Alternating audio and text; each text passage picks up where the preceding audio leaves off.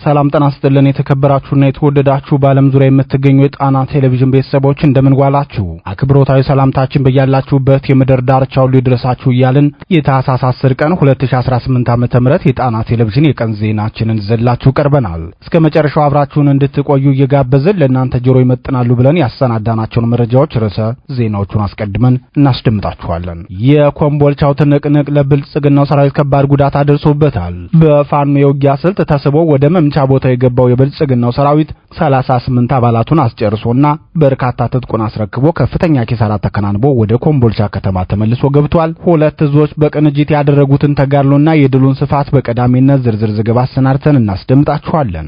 አዳኝ አገር ጫቆ ለብልጽግናው ሰራዊት ሞትን ለፋኖ ደግሞ የድል ዜናችን አሰምቶናል። በአዳኝ አገር ጫቆ የነበረው ተጋድሎ ምን ይመስል እንደነበር የተገኘው ድል ስፋቱ ምን ይመስላል? የብልጽግናው ሰራዊት ያደረሰው ጉዳትስ እንዴት ይታያል? የሚሉትን ነጥቦች በዝርዝር ዜናችን ይደመጣሉ። የአማራ ህዝብ በሁለት ይከፈላል። ለብልጽግና የገበረውና ከብልጽግና ቁጥጥር ውጭ ሆነው ሲሉ የብልጽግናው ሊቀመንበር መናገራቸውን መዘገባችን ይታወሳል። የኢትዮጵያ ብሔራዊ ስጋትና የአማራ ህዝብ ደግሞ ቀዳሚ ጠላት የሆኑት የብልጽግናው ሊቀመንበር ባስተላለፉት ክፉ ውሳኔ መሰረት ጎጃም ላይ የተፈጸመውን የጦር ወንጀል በዜናችን ተሰሙታላችሁ። ዝርዝሩን አሰናድተነዋል። የትግሉ ትርፍ አንጀቶች ተቆርጠው ወደ ብልጽግና ገብተዋል። በዚህ የተነሳም ትግላችን አሁን ወደ ሙሉ ጤነኝነቱ እየተመለሰ ነው። ይህን የተናገረው የፋኖ መሪው ነው። እስካሁን ድረስ የአማራ ህዝብ መከራ እንዲበዛ የተደረገው በእነዚህ ትርፍ አንጀቶችና በራሱ በፋኖ አንድ አለመሆን ነበር የሚለው የፋኖ መሪው አሁናዊ የትግሉን ሁኔታም በዝርዝር ተናግሯል። ይደመጣል። የጋምቤላ ቀውስ ተባብሶ ሲቀጥል በደቡብ ክልልም የመንበራን አድማ እንደገና ተነስቷል። በሁለቱም ክልሎች የተፈጠረውን ክስተት አስመልክቶ የተሰናዳው ዝርዝር ዘገባ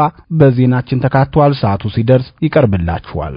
እነዚህንና ሌሎች ለሰዓቱ የተመረጡ መረጃዎችን አሰባስበን ያሰናዳነው የቀን ዜናችን ከዚህ ሰዓት ጀምሮ ወደ እናንተ መቅረብ ይጀምራል። በድጋሚ እስከ መጨረሻው አብራችሁን ቆዩ እያልን በቀጥታ ወደ ዝርዝር ዘገባው እናልፋለን። የኮምቦልቻ ዙሪያው ተጋድሎ ዝርዝር መረጃ። የአማራ ፋኖ ብሔራዊ ኃይል ሁለት እዞች ማለትም አጼ ምኒልክ እዝና ጄኔራል አሳምነው ጽጌ እዞች በቅንጅት ባደረጉት ተጋድሎ በብልጽግናው ሰራዊት ላይ ከባድ ኪሳራ አድርሰውበታል። የብልጽግናው ሰራዊት ከፍተኛ ሰዋዊና ስነ ልቦናዊ ኪሳራ አስተናግዶበታል በተባለው የኮምቦልቻ ዙሪያው ተጋድሎ የአጼ ምኒልክ እዝ ንጉስ አሊ ክፍለ ጦር ስር የሚገኘው የጎፍ ክፍለ ጦር ከብልጽግናው ሰሜን ምስራቅ እዝ ሰራዊት ጋር የጨበጣ ውጊያ አድርጓል። የብልጽግናው ሰራዊት የኃይል መሳሳት ሲገጥመው ተጨማሪ ኃይል እንዳያስገባ መንገድ በመዝጋትና የሜካናይዝድ ሽፋን ለጎፍ ክፍለ ጦር በመስጠት የውጊያው ተሳታፊ የሆነው ጄኔራል አሳምነው ጽጌ እዝ የአጼ ዘርዓ ያዕቆብ ኮር ብሩኬ ደምሴ ክፍለ ጦር ነው። የሁለቱ እዞች የጥምረት ውጊያ ለተከታታይ 3 ቀናት የዘለቀ ሲሆን ወይብላ ማርያም፣ ቁልቤና ፋርሴ በተሰኙ ቀበሌዎች መሆኑን መረብ ሚዲያ ዘግቧል። የብልጽግናው ሰራዊት በዚህ ውጊያ ዙ 23 እና ሞርተርን ጨምሮ የከባድ መሳሪያና የሜካናይዝድ መሳሪያን ተጠቅሟል። በባዲ ሚሊሻና አድማ ብተና መንገድ መሪነት ወደ 3ቱ ቀጠናዎች የገባው የብልጽግና ሰራዊት የአየር ወለድ ኮማንዶ ኃይሉንም መጠቀሙን ለማወቅ ተችሏል። የፋኖ የቅንጅት ውጊያ በብልጽግናው ሰራዊት ሊመከት ባለመቻሉ በድምሩ ከ20 በላይ ሰራዊት እርምጃ ሲወሰድባቸው 15 ደግሞ ቆስለኛ ሆነዋል። 3 የሰራዊቱ አባላት እጃቸውን ለፋኖ ሰጥተዋል። ለወራ የገባው የብልጽግናው ሰራዊት በድምሩ 38 አባላቱ ከጥቅም ውጭ ከሆኑበት በኋላ ቀሪውን ኃይሉን ይዞ ወደ ኮምቦልቻ መግባቱን የአካባቢው ነዋሪዎች ተናግረዋል። ፋኖ በዚህ ግንባር ባደረገው ተጋድሎ ከፍተኛ ወታደራዊ ቁሳቁሶችን ከብልጽግናው ሰራዊት መረከቡ የታወቀ ሲሆን 10 ጥቁር ክላሽ ከ1000 በላይ የብሬን ጥይት በርካታ የነፍስ ወከፍ መሳሪያ ተተኳሽን ጨምሮ ወታደራዊ ትጥቆችን ፋኖ በእጁ አስገብቷል። የብልጽግናው ሰራዊት ለአንድ ወር የሚቆይ ልዩ ዘመቻው ከተቻለ ፋኖን ማጥፋት ካልተቻለ ደግሞ አቅመ ቢስ አድርጎ የማዳከም እቅድ ይዞ ወደ ውጊያ ገብቷል። የፈንጃ ነፍናፊ ውሻን ጨምሮ እየተጠቀመ ያለው የብልጽግናው ሰራዊት የፊታችን ጥር አጋማሽ ወደ ኢትዮጵያ ለሚገቡት የአፍሪካ ህብረትና የዓለም አቀፍ ምርጫ ታዛቢ ቡድን አባላት የአማራ ክልሉን ጦርነት በበላይነት አጠናቆ መንግስታዊ ቁመናውን ለማሳየት ቆርጦ መነሳቱን በተከታታይ መዘገባችን ይታወሳል። የብልጽግናው ምርጫ ቦርድ የፊታችን ግንቦት እንደሚካሄድ ቀነ ገደብ ያወጣለት 7ኛው ዙር አገር አቀፍ ምርጫ የአማራ ፋኖ በጠንካራ አቋም ላይ ከሆነ በአማራ ክልል ምርጫው የመካሄድ እድል እንደሌለው ይታመናል። ምርጫው ካልተካሄደ ደግሞ የብልጽግናው ስርዓት መንግስታዊ ቅቡልነት የሚጠፋ እንደሆነ ይታመናል። በዚህ የተነሳም ፋኖን በከፍተኛ ደረጃ ለማዳከም የተቀናጀና የተጠናከረ ዘመቻ ከፍቷል። በተለይም የጸረ ሽምቅ ተዋጊ ጦሩን ከመስከረም ወር ጀምሮ ወደ ክልሉ ያሰማራ ሲሆን የሌሊትና የቀን ዘመቻን በመክፈትም ፋኖን የማዳከም ዘመቻውን አጠናክሮ ቀጥሏል። ሆኖም የፋኖ ብርቱ ክንድና የአንድነት ጉዞ እውን ለመሆን መቃረቡን ተከትሎ የብልጽግናው ሰራዊት በገባበት ሁሉ ከፍተኛ ኪሳራ እያስተናገደ ይገኛል። ከፋኖ ቁጥጥር ውጭ በሆኑ የገጠር ቀበሌዎች የገባው የብልጽግናው ሰራዊት ደግሞ አርሶ አደሩን ትጥቅ መቀማትና ሀብቱን በመዝረፍም ከፍተኛ የጦር ወንጀል እየፈጸመ ይገኛል። አዳኝ አገር ጫቆ ላይ ፋኖ ድል ተቀዳጀ። የአማራ ፋኖ ብሔራዊ ኃይል ደጃዝማች በላይ ዘለቀ አዳኝ አገር ጫቆ ላይ ድል ተቀዳጅቷል። የዚሁ እዝ ሜጀር ጄኔራል ቫንታባት አንደኛ ኮር ጉና ክፍለ ጦር ደግሞ መካነ ኢየሱስ ከተማን በተቆጣጠረበት ተጋድሎ ከ50 በላይ የግፍ እስረኞችን ማስለቀቅ ችሏል። የፋኖ ደጋፊ ናችሁ በሚል የወረዳው ብልጽግና ካድሬዎች ንጹሃንን ወደ እስር ቤት እያስገቡ ሰንብተው ነበር። ሆኖም የጉና ክፍለ ጦር ስቴደንሳ ብርጌድ ትናንት ባደረገው ብርቱ ተጋድሎ የወረዳውን ዋና ከተማ መካነ ኢየሱስን ነጻ ሲያወጡ ሰሞኑን በብልጽግና ካድሬና ሚሊሻ ታፍነው በግፍ የታሰሩ ንጹሃን ነጻ ሊወጡ ችለዋል። በከተማው የሚኖሩ የሃይማኖት አባቶችን ጨምሮ በግል ስራ የሚተዳደሩና አሽከርካሪዎችን ጨምሮ የብልጽግናው ሰራዊት በገፍ ወደ ወታደራዊ ካምፕ አስገብቷቸው እንደነበር ለጣና ቴሌቪዥን የሚናገሩት የመካነ ኢየሱስ ከተማ ነዋሪዎች በትናንትናው ዕለት ወደ ጥናፋና ቅዳሜ ገበያ በመውጣት የአርሶ አደሮችን ትጥቅ ለማስፈታት ሙከራ ማድረጉንም ገልጸዋል። ይህን ተከትሎ የንጹሃን አርሶ አደሮችን ጥቃት ለመከላከል ፋኖ መካነ ኢየሱስ ከተማ ድረስ ዘልቆ በመግባት በከተማዋ ሰፍሮ የነበረውን የብልጽግናውን ሰራዊት እርምጃ በመውሰድና እስር ቤቱንም በመስበር የግፍ እስረኞችን ነጻ ማውጣት ችሏል። አጭቃን ከሚባል ቀበሌ እስከ ቅዳሜ ገበያ የሚገኙ አርሶ አደሮች ላይ ወረራ የፈጸመው የብልጽግናው ሰራዊት በሌላ አቅጣጫ ወደ ደንጎለት ቀበሌ አምርቶ የነበረ ቢሆንም የጉና ክፍለ ጦር ሰራዊት መካነ ኢየሱስ ከተማ በቆረጣ መግባቱን ተከትሎ ወደ መጣበት ሊመለስ ግድ ብሎታል። በፋኖ ብርቱ ምት ወደ መጣበት የተመለሰው የብልጽግናው ሰራዊት ዳጉትና ዘንጨፍና ላይም ከባድ ምት እንዳረፈበት ተገልጿል። 56 የግፍ እስረኞችን ያስለቀቀው የሜጀር ጄኔራል ዋንታባት አንደኛ ኮር 17 የብልጽግናውን ሰራዊት እርምጃ ሲወስድባቸው 33 የሚደርሱት ቆስለኛ ሆነው ወደ ሕክምና ማዕከላት ተወስደዋል። 7 የባዲን አድማ ብተና አባላት ለፋኖ እጃቸውን ሲሰጡ ከ1500 በላይ የብሬን ተተኳሽ ለፋኖ ገቢ ሆኗል። ይህን የፋኖ ድል ተከትሎ የባዲን ካድሬዎች ወደ ዞን ዋና ከተማ ደብረታቦር እየሸሹ መሆኑን የአካባቢው ነዋሪዎች ለጣና ቴሌቪዥን ተናግረዋል። ይህ በእንዲህ እንዳለ የአማራ ፋኖ ብሔራዊ ኃይል ደጃዝማች በላይ ዘለቀ መይሰው ካሳ ሁለተኛ ኮር በብልጽግናው ሰራዊት ላይ ታላቅ ድል ተቀዳጅቷል። መነሻውን ከጎንደር ከተማ፣ ከገንደ ውሃ፣ ከነጋዴ ባህርና ከድኩል አርባ ከተማ በማድረግ በየአቅጣጫው ወደ አዳኝ አገር ጫቆ፣ ደንገል፣ ሐሙስ ገበያ እንቅስቃሴ ያደርገውን የብልጽግናው ሰራዊት ብርቱ ተጋድሎ በማድረግ ከባድ ኪሳራ አድርሶበታል። በዚህ የፋኖ ጥቃት የተበሳጨው የብልጽግናው ሰራዊት ደንገል ሐሙሲት ከተማ ላይ የ8 ግለሰቦች ቤት ማቃጠሉንና የ5 ግለሰቦችን ንብረትም እንዲሁ ማውደሙን የፊት አውራሪ ገብርዬ ክፍለ ጦር የህዝብ ግንኙነት ኃላፊ አርበኛ ጌታቸው ነጋ ተናግሯል። የትግሉ ትርፍ አንጀቶች ናቸው የተቆረጡት። ፋኖ የአማራ ፋኖ የትግል ጥራትና የዓላማ ጽናት መመዘኛው ትክክለኛ ወቅት ላይ መሆኑን በርካቶች የሚስማሙበት ሀቅ ሆኗል። በዚህ ጉዳይ ላይ አስተያየቱን የሚሰጠው የአማራ ፋኖ ህዝባዊ ድርጅት ጎንደር ጠቅላይ ግዛት እዝ 201ኛ ኮር ቃል አቀባይ አርበኛ ታደሰ መርዕድ አሁን ከትግሉ ወጥተው በሰልፍ እጅ እየሰጡ ያሉትም ሆኑ ቀደም ሲል በድርድር ስም የገቡት የፋኖ ትግል ትርፍ አንጀቶች ናቸው ብሏል። የአማራ ህዝብ የገባበትን የህልውና ትግል እንዲወሳሰብና በህዝቡ ላይ መከራው እንዲበዛ ምክንያት የፋኖ አንድ አለመሆኑ ነው የሚለው አርበኛ ታደሰ መርዕድ ህዝባችን የተሰቃየው በእኛ ምክንያት ነው።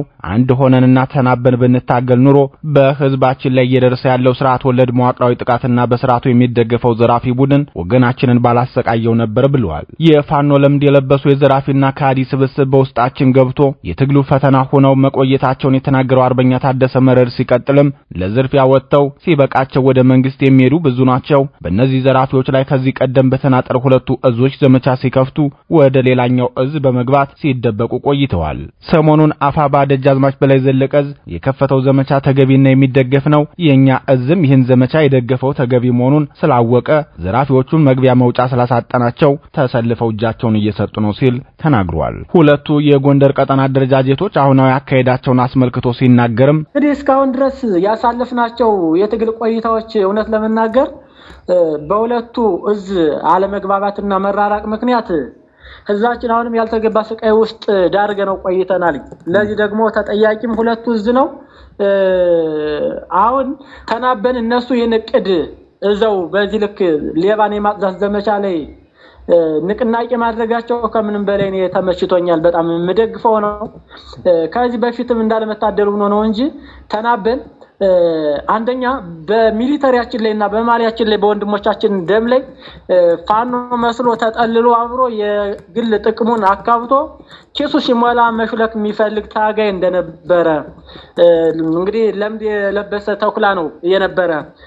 ሲቀጥል ደግሞ ራሱ አገዛዙ በጀት በጅቶ የቡድን መሳሪያ ሰጥቶ ዝረፉ፣ ሸቅሉ፣ በፋኖ ስም ነግዱና ፋኖ ከህዝብ ውጭ እንግዲህ እንዳቀርጾ ሰዶ ሲያሰራ መቆየቱ ይታወቃል። ነገር ግን የሁለቱ እዝ ተግባብቶ በኩታ ገጠም ቀጠናዎች ላይ አብሶ ከዚህ ከጸዳ ማክሰኝት እስከ ወረታ ባሉ ቀጠናዎች ላይ ያድኖ ጋርኖ ማክሰኝት አካባቢ በጣም ስርዓት አልበኝነት ይስፋፋ ነበርና እነዚህን ተናበን ከበላይ እዝ ሲወጣ ወደ ጠቅላይ እዙ ይማኛል ከጠቅላይ እዙ ሲወጣ ወደ በላይ እዝ ይማኛል ሁለቱ አንድ ሆኖ ግን መክሮ በአንድ ላይ ቅር ይዞ ይሄንን ስራ ቢሰራ እስካሁን ድረስ እዛችን ያልተገባ ስቃይ ውስጥ አይገባም ነበር እና ከዚህ በኋላ ይሄንን ያለውን ነገር እነሱና እኛ ተናበን ይሄንን ስራ በመስራታቸው እነሱ እኛም የሌባ መጠለያ አንሆንም እኛም በር ዘጋን ያው እንደተባለው መሰል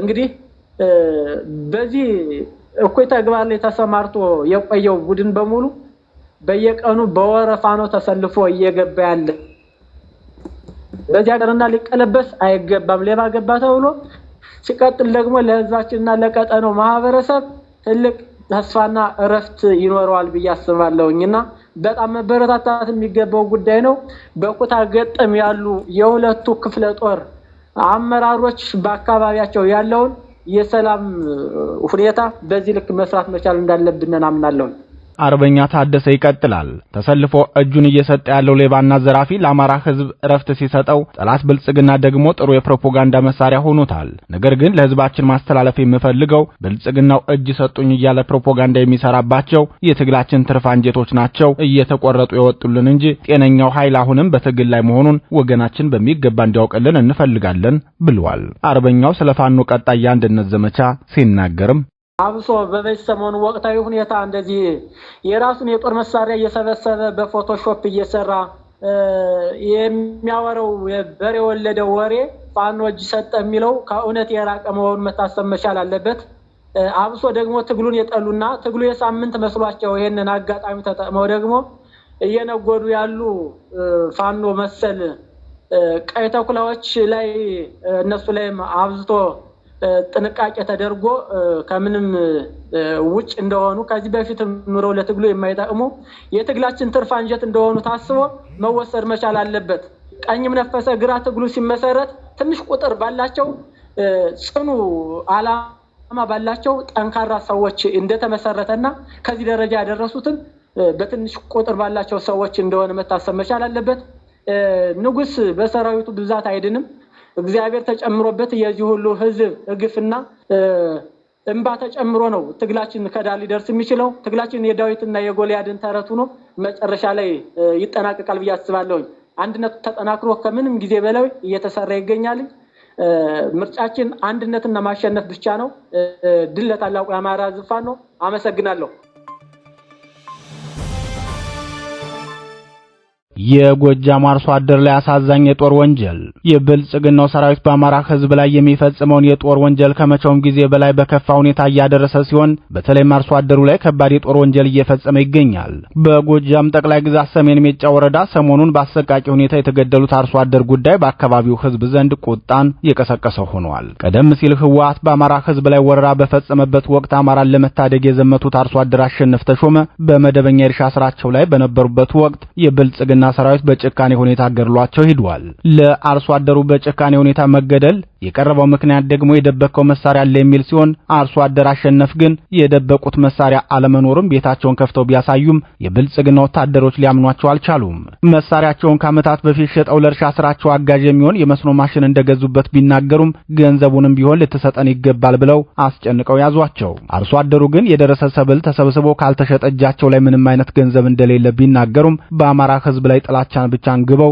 የዘመቱት የብልጽግና ሰራዊት አባላት አርሶ አደር አሸነፍን በጭካኔ ሁኔታ በስለት ወግተው ካቆሰሉ በኋላ ሕክምና እንዳያገኙ ከልክለው በመጨረሻም በጥይት ደብድበው ገድለዋቸዋል ሲሉ የአካባቢው ነዋሪዎች ለጣና ቴሌቪዥን ተናግረዋል አርሶ አደር አሸነፍ ተሾመ እስካሁን ለሀገር ያበረከቱት አስተዋጽኦና በአካባቢው ማህበረሰብ ዘንድም ያላቸው ተቀባይነት ሽልማት እንጂ የጭካኔ ግድያ የሚገባቸው አልነበሩም የሚሉት የአካባቢው ነዋሪዎች አርሶ አደር አሸነፍ በአካባቢያችን በታማኝነታቸው የተመሰከረላቸው ስለሆነ እኛን ወክለው ማዳበሪያ የሚያመጡልንና የጤና መድን ክፍያን የሚያስተባብሩ ነበሩ። የመንግስት ወታደሮች መጥተው ገንዘብ እንዲሰጧቸው የጠየቋቸውም አርሶ አደሩ በአካባቢው ህዝብ እምነት ስለሚጣለባቸው የህዝብን ገንዘብ እንዲሰጧቸው ነበር ብለዋል። በአርሶ አደር አሸነፍ ተሾመ ላይ የተፈጸመውን የጭካኔ ግድያ አስመልክቶ ዓለም አቀፉ ማህበረሰብና የሰብአዊ መብት ተሟጋች ድርጅቶች እንዲያውቁት ጥሪ ያቀረቡት የአካባቢው ነዋሪዎች ከአቶ አሸነፍ በተጨማሪም ሌሎች አካባቢው ታታሪ አርሶ አደሮችም ተለይተው እንደተደበደቡ ተናግረዋል። የጥቃቱ ዓላማ ታታሪ አርሶ አደሮች ትርፍ አምራች ስለሆኑ ፋኖን በስንቅ ይደግፋሉ ከሚል ጥርጣሬ መሆኑን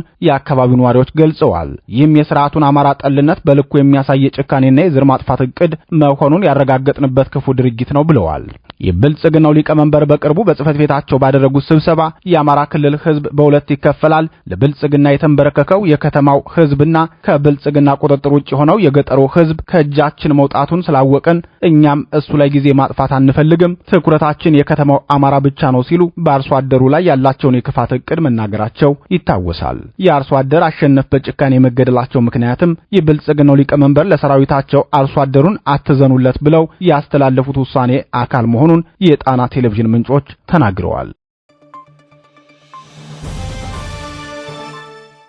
የችግሩ ምንጭ የብልጽግና ስንፍና ነው። እናት ፓርቲ መምህራን በደሞዝ ጥያቄ ቁጣ ሲያስነሱ የጋምቤላ ጉዳይ ደግሞ በብልጽግናው ስራ ድክመት የተፈጠረና የውጭ እጆችም ያለ ከልካይ ገብተው እንዲያወድሙ የተደረገ መሆኑ ተገለጸ። የብልጽግናው ስርዓት የሚከተለው ስውት የማክሮ ኢኮኖሚ ፖሊሲና የተራዘመ የጦርነት መንገድ በመምህራን ላይ ቁጣን ቀስቅሷል። የደቡብ ኢትዮጵያ ክልል መምህራን በአዲሱ የደሞዝ ማስተካከያ ጭማሪ መሰረት የመስከረም ወር ክፍያ አልተፈጸመልንም ሲሉ በማህበራቸው አማካኝነት ቅሬታ አቅርበዋል። መንግስት ሰራተኞች ከመስከረም ወር ጀምሮ ተግባራዊ የሚደረግ የደሞዝ ማሻሻያ እንደሚደረግ የብልጽግናው መንግስት ያሳወቀው ባለፈው ዓመት ነሐሴ ቢሆንም የደሞዝ ጭማሪው ግን ደቡብ ኢትዮጵያ ክልልን ጨምሮ በተለያዩ አካባቢዎች እስከ ህዳር ወር ተግባራዊ ሳይደረግ ዘግይቷል። የደቡብ ኢትዮጵያ ክልል ፋይናንስ ቢሮ በህዳር መጀመሪያ ላይ በሰጠው መግለጫ በአዲሱ የደሞዝ ማሻሻያ መሰረት የተደረገው ጭማሪ የመስከረምና የጥቅምት ወር ውዝፍ ክፍያ ከቀናት በኋላ እንደሚፈጽም አስታውቆ ነበር። ሆኖም ክፍያውን መፈጸም አልቻለም።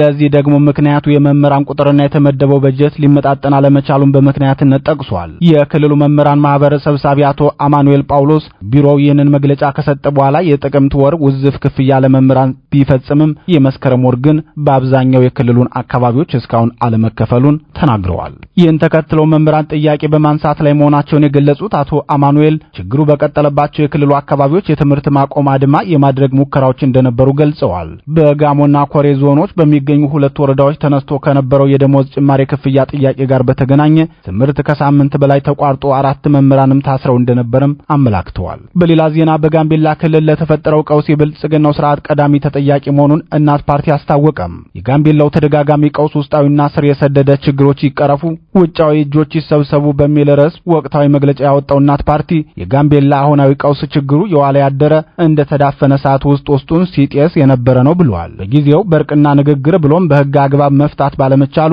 እንደ ሰነፍረኛ ከሩቅ የመመለስ አባዚያችን ያመረቀዘ ፖለቲካዊና ኢኮኖሚያዊ ጥያቄ የተላበሰ ነው ሲል የገለጸው እናት ፓርቲ ይህን ውስጣዊ ስንፍና ተከትሎ ከውጭ ጭምር ጠላቶች እየተጋበዙ የገቡበት መሆኑን ተናግሯል። ፓርቲው በጉዳዩ ዙሪያ መግለጫውን ሲቀጥልም በነበረው ልብ ሰባሪ ክስተት ህጻናት፣ ሴቶችና አዛውንቶች የግድያው ሰለባ ሆነዋል። ከፍተኛ የንብረት ዘረፋና ውድመትም ደርሷል። በደረሰን መረጃ አስከሬን እስከዛሬው ዕለት ተነስቶ አላለቀም፣ ቁጥሩም በውል አልታወቀም በማለት የደረሰውን የጉዳት መጠን ገልጾታል። ድንበሩ ክፍት ነው፣ የተወሰኑ የክልሉ ቀበሌዎችን በደቡብ ሱዳን ኃይሎች ቁጥጥር ስር ይገኛሉ ሲል የገለጸው እናት ፓርቲ መግለጫ ቀጥሎም ፓርቲያችን ሂደቱን በቅርበትና በጥንቃቄ ይከታተለዋል። አሁንም የክልሉና የፌዴራል መንግስት ከጊዜያዊና ጭሱን የማጥፋት አይነት ይድረስ ስራ ወጥተው ከሁሉም የቅድሚያ ሰጥተው እልቂቱን እንዲያስቆሙ፣ በማህበረሰብ መካከል ዘላቂ እርቅ እንዲፈጠር፣ ፍትሃዊ ተጠቃሚነት፣ ኢኮኖሚያዊና ፖለቲካዊ ጥያቄዎችን ጨክኖ ወደ መመለስ ፊታቸውን እንዲያዞሩ፣ ክፍት የሆነውን ድንበር ወደ ማስከበርና አባባሽ ምክንያቶችን ወደ መቀነስ ላይ አበክረው እንዲሰሩ እናሳስባለን ብለዋል። በጋምቤላ ክልል የተፈጠረው ቀውስ በተመሳሳይ በ1994 ዓ.ም ተፈጥሮ የነበረ ሲሆን በወቅቱ የችግሩ አባባሽና ጠንሳሽ የነበሩት የህወሓት ጄኔራሎችና በኢንቨስተር ስም የገቡ የፓርቲው ሰዎች እንደነበሩ ይታወሳል። በወቅቱም በተለየ ሁኔታ የአኟዋክ ብሔረሰብ ተወላጆች ከፍተኛ ግድያ ተፈጽሞባቸው እንደነበር የሚታወስ ነው። ክቡራትና ክቡራን የጣና ቴሌቪዥን አድማጭ ተመልካቾቻችን የቀን ዜናችን የተከታተላችሁትን ይመስል ነበር። በምሽቱ የጣና ዜና ወጃችን እስከምንገናኝ በዚሁ ተሰናበትን። ጤና ይስጥልን።